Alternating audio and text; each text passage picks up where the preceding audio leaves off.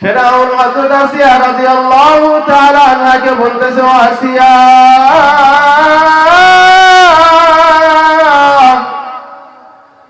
যদি তুমি তোমার প্রভুর উপরে ঈমান আনো আর আমাকে খোদা হিসেবে না মানো, তাহলে আমি কিন্তু তোমাকে জানে মেরে ফেলবো। আসিয়া রাদিয়াল্লাহু তাআলা বলতেছে, আমার প্রাণের স্বামী,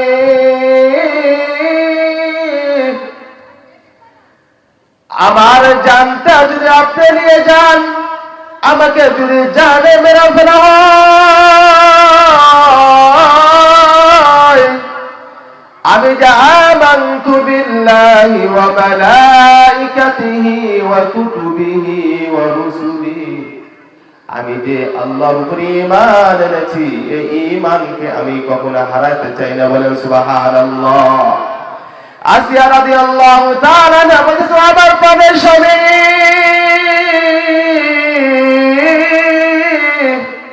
আপনি আমার স্বামী হতে পারেন, কিন্তু আপনি আমার প্রভু না। বলে আল্লাহু আকবার।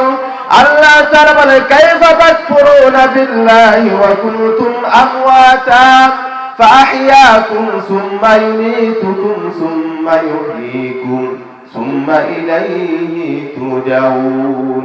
আল্লাহ তাআলা বলে, মিনহা খলাকনাকুম ওয়া ফিহা নুঈদুকুম ওয়া মিনহা নুখরিজুকুম তারাতান উখরা। ও আমার বান্দারা, আমি তোমাদেরকে মাটি থেকে সৃষ্টি করেছি, আবার তোমাদেরকে মাটির ভিতরে দাফন করা হবে, আবার এই মাটি থেকে আবার তোমাদেরকে সৃষ্টি করা হবে। তাহলে তোমরা কি জন্য এত অহংকার করো? আসিয়া রাদিয়াল্লাহু তাআলা বলছো, আমার প্রাণের স্বামী, আমি আপনাকে হারাইতে পারি, কিন্তু আমার ঈমান হারাবো না। বলে আল্লাহু আকবার। ফিরআউন তার লোকজনকে ডেকে ডেকে বলতেছে, আমার কর্মচারীরা তোমরা কোথায় আছো? আসিয়াকে আবার সামনে উপস্থিত করা হোক। তারা সকলে মিলে আসিয়া রাদিয়াল্লাহু তাআলা আনহাকে তার স্বামী ফিরআউনের সামনে যখন উপস্থিত করা হলো, ফিরআউন বলতেছে, আমার স্ত্রী, এই মুহূর্তে আমি তোমাকে হত্যা করে ফেলবো যদি তোমার ঈমানকে না ছাড়ো। আসিয়া রাদিয়াল্লাহু তাআলা বলতেছেন, না না, আমি ঈমানকে ছাড়তে রাজি না। বলে আল্লাহু আকবার। আসিয়া রাদিয়াল্লাহু তাআলা বলতেছে, আসিয়া, এখন তোমার শরীর থেকে, তুমি যে এখন বেঁচে আছো, তোমার শরীর থেকে তোমার চামড়াগুলো খসানো হবে। আসিয়া রাদিয়াল্লাহু তাআলা বলছে, ঠিক আছে, সমস্যা নাই, তোমার যত যা ইচ্ছা শাস্তি দিয়ে দাও, কিন্তু আমার ঈমানকে আমি হারাইতে চাই না। ফিরআউন তার লোকদেরকে বলে, আমার লোকজন, আসিয়ার শরীর থেকে তার তাজা যে চামড়া রয়েছে, চামড়াগুলো তোমরা খুলে ফেলো, খসিয়ে ফেলো। আসিয়া রাদিয়াল্লাহু তাআলা আনহার শরীর থেকে যখন এভাবে চামড়া খুলে ফেলা হচ্ছে, আসিয়া রাদিয়াল্লাহু তাআলা আনহার মুখ থেকে, জিহ্বা থেকে আওয়াজ আসতেছে, হাসি মুখে তিনি হাসতেছে আর মুখ দেখি যারা দেখতেছে। আসিয়া রাদিয়াল্লাহু তাআলা আনহাকে বলতেছে, ও আসিয়া, এখন তো তোমাকে শুলিতে চড়াইবো, আর তোমার শরীর থেকে চামড়া খসানো হচ্ছে। আসিয়া, তবুও তুমি কেন হাসতেছো? আসিয়া রাদিয়াল্লাহু তাআলা বলছো, আমার প্রাণের স্বামী, আমি ঈমানের ভিতরে যে পরিমাণ মজা পেয়েছি, দুনিয়ার কোন কাজের ভিতরে আমি মজা পাই না। বলে আল্লাহু আকবার। আসিয়া রাদিয়াল্লাহু তাআলা বলতেছো, আমার প্রাণের স্বামী, আমি তো জান্নাতে নাচ নিয়ামত করে দেখতেছি। আল্লাহু আকবার। আল্লাহ তাআলা বলে, ও জিবরাইল, ও আমার ফেরেশতারা, জান্নাতের ভিতরে যে আসিয়ার জন্য ঘর নির্মাণ করা হয়েছে, ওই ঘরটা আসিয়ার সামনে হাজির করে। বলেন সুবহানাল্লাহ। হযরত আসিয়া রাদিয়াল্লাহু তাআলাকে শাস্তি দেওয়া হচ্ছে।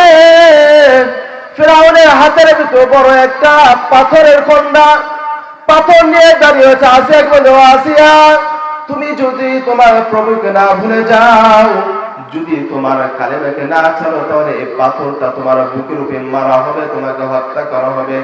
আসিয়া রাদিয়াল্লাহু তাআলা আনহা বারবার একটা কথা বলে, না না স্বামী, আমি আমার কালেমা ছাড়তে রাজি না। হযরত আসিয়া রাদিয়াল্লাহু তাআলা আনহা এভাবে যখন আঘাত করতেছে, আসিয়া রাদিয়াল্লাহু তাআলা আনহার মুখ থেকে, জবান থেকে কি যেন আওয়াজ বের হচ্ছে, আর এই ঠোঁট থেকে সুন্দর মৃদু মৃদু হাসি আসতেছে।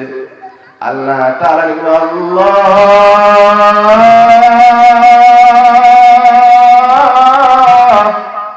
ও দয়াল্লাহ, আপনার উপর ঈমান আনার কারণে আমাকে জানে মেরে ফেলা হচ্ছে, আপনার উপরে ঈমান আনার কারণে আমার গা থেকে চামড়া খসানো হচ্ছে, আপনার উপরে ঈমান আনার কারণে ফিরাউন আমার স্বামী আমাকে শুলিতে চড়াবে। ও আল্লাহ, দুনিয়ার নাজ নিয়ামত আমার কোনো দরকার নাই। ও গো মালিক, জান্নাতে আপনার সাথে আমার একটা ঘর বানায় দিও, বলে সুবহানাল্লাহ। ও মালিক, তুমি জান্নাতে তোমার সাথে আমার একটি ঘর বানিয়ে দিও, একটি ঘর বানিয়ে দিও। ও মালিক,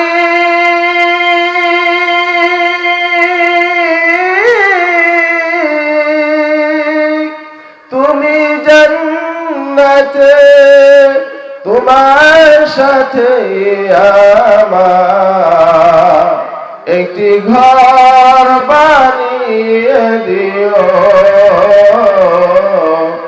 একটি ঘর বানিয়ে দিও।